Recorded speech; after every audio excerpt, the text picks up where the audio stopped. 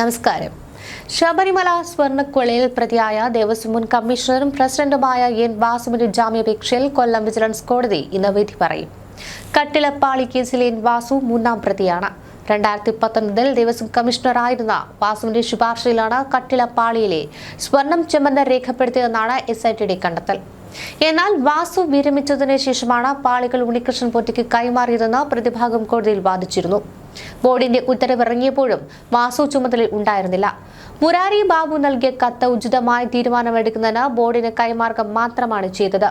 അതിനെ ശുപാർശയെന്ന് പറയാനാകില്ലെന്നാണ് എൻ വാസുവിന്റെ വാദം.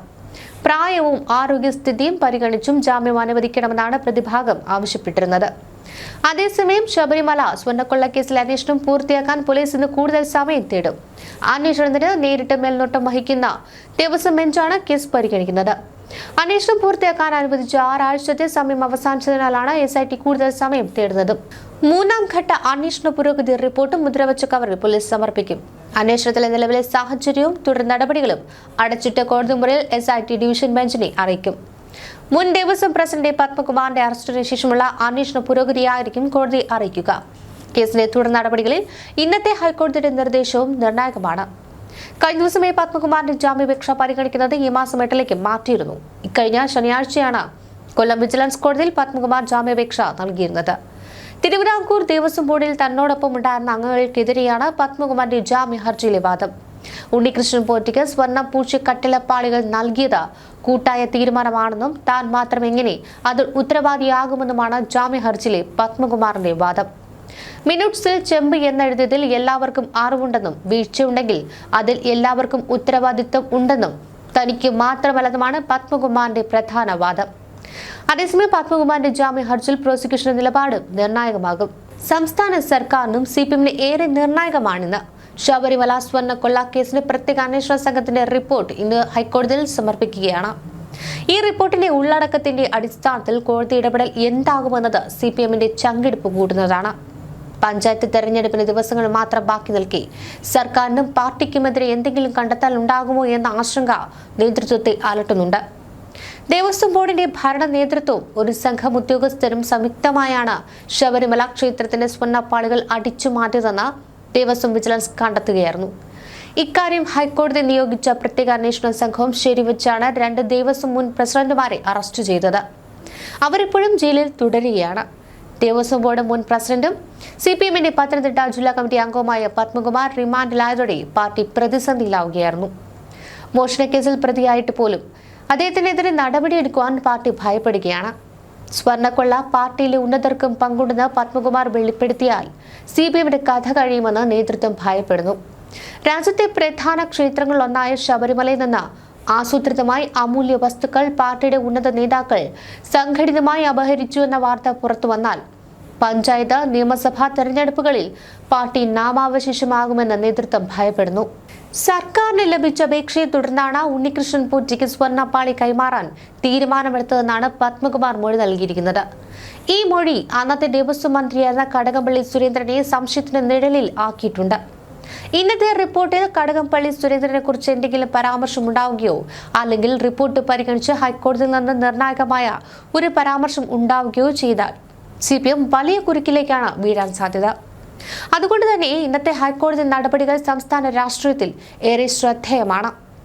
പത്മകുമാറിന്റെ മൊഴി CPMനും നിർണായകമാണ്.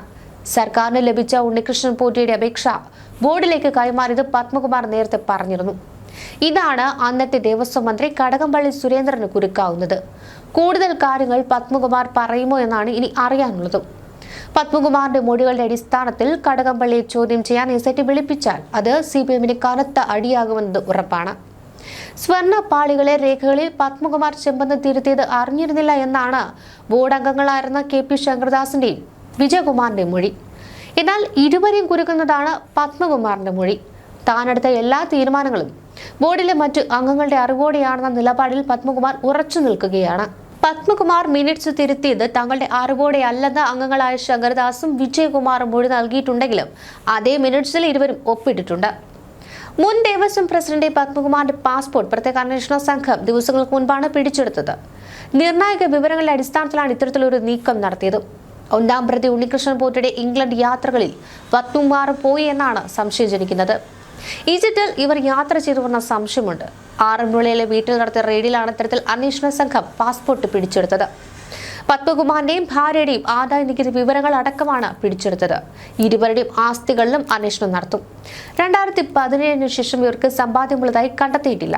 എന്നാൽ ആറന്മുളയിലെ ബുട്ടീക്ക്, റിസോർട്ട്, മറ്റൊരു വീട് എന്നിവയിൽ ചില സംശയങ്ങളുണ്ട്. ഇതിനെല്ലാം പിന്നിൽ ഉണ്ണികൃഷ്ണൻ പോറ്റി എന്നാണ് സംശയമുയർന്നത്. നാലാഞ്ചിറയിലെ ഉണ്ണികൃഷ്ണൻ പോറ്റിയുടെ വീട്ടിൽ പത്മകുമാർ എത്തിയിരുന്നതായും കണ്ടെത്തിയതാണ്.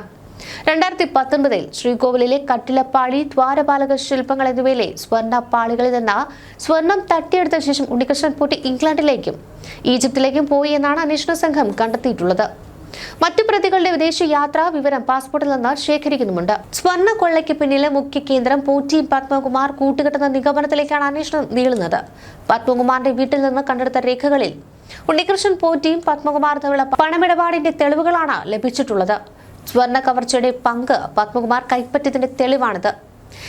SIT ഇങ്ങനെയാണിത് വിലയിരുത്തുന്നത്. ഇത് ഉറപ്പിക്കുവാനായി പത്മകുമാറിന്റെ വിദേശ യാത്രയുടെയും അവിടുത്തെ കൂടിക്കാഴ്ചകളും ഒക്കെ വിവരങ്ങളും SIT ശേഖരിക്കുന്നുണ്ട്. ഇതോടൊപ്പം തന്നെ പത്മകുമാറിനെതിരായ തെളിവ് കൂടുതൽ ബലപ്പെടുത്തുന്നതിന്റെ ഭാഗമായി 2019 ദേവസ്വം ബോർഡ് അംഗങ്ങളെ മാപ്പുസാക്ഷിയാക്കാനും ആലോചിക്കുന്നുണ്ട്. ശബരിമല സ്വർണ്ണക്കൊള്ളയിൽ താൻ മാത്രം എങ്ങനെ പ്രതിയാകുമെന്നാണ് തിരുവിതാംകൂർ മുൻ ദേവസ്വം ബോർഡ് പ്രസിഡന്റായ A. പത്മകുമാർ ചോദിക്കുന്നത്.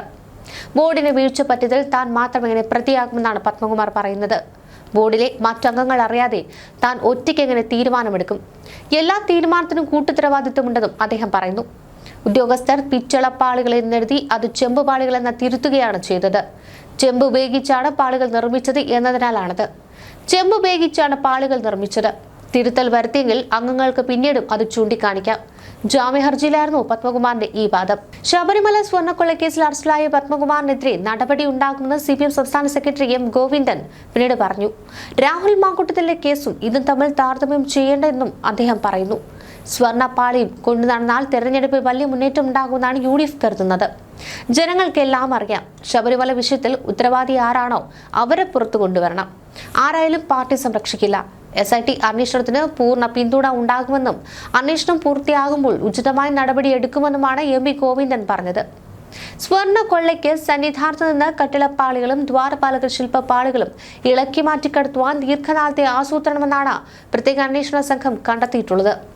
ഇതിനുള്ള ഉപാധി മാത്രമായിരുന്നു ഈ സ്വർണം പൂശൽ. നിറം മങ്ങിയതിനാൽ സ്വർണം പൂശാൻ കൊണ്ടുപോവുകയാണെന്ന രേഖകൾ ചമച്ചത് കൊള്ളയ്ക്ക് നിയമപരിരക്ഷ ഉറപ്പാക്കാനെന്നും SITക്ക് ബോധ്യമായി. ഇക്കാര്യങ്ങളെല്ലാം വ്യക്തമാക്കിയ ഇടക്കാല റിപ്പോർട്ടാകും SIT ഇന്ന് ഹൈക്കോടതിയിൽ സമർപ്പിക്കുക. ശബരിമല ശ്രീകോവിൽ 1998 വിജയ് മല്യ സ്വർണം പൊതിഞ്ഞതെന്നറിയാവുന്ന പ്രതികൾ സ്വർണ്ണ കൊള്ളയ്ക്ക് 2017-19 ദേവസ്വം ബോർഡ് പ്രസിഡന്റിന്റെ നേതൃത്വത്തിൽ ഗൂഢാലോചന നടത്തി. Devaswom administrative officer, executive officer, Thiruvabharanam commissioner, Devaswom commissioner എന്നിവരടങ്ങുന്ന സംഘം ഗൂഢാലോചനയിൽ പങ്കാളികളായി. ദേവസ്വം പ്രസിഡന്റായിരുന്ന A. പത്മകുമാറിന്റെ നേതൃത്വത്തിലായിരുന്നു ഈ നീക്കം. കേസിൽ പങ്കാളികളെന്ന് സംശയിക്കുന്ന ദേവസ്വം ബോർഡ് അംഗങ്ങളെയും ദേവസ്വം സെക്രട്ടറിയെയും ചോദ്യം ചെയ്യാൻ കൂടുതൽ സമയം അനുവദിക്കണമെന്നും റിപ്പോർട്ടിൽ ആവശ്യപ്പെടുമെന്നാണ് അറിയുന്നത്.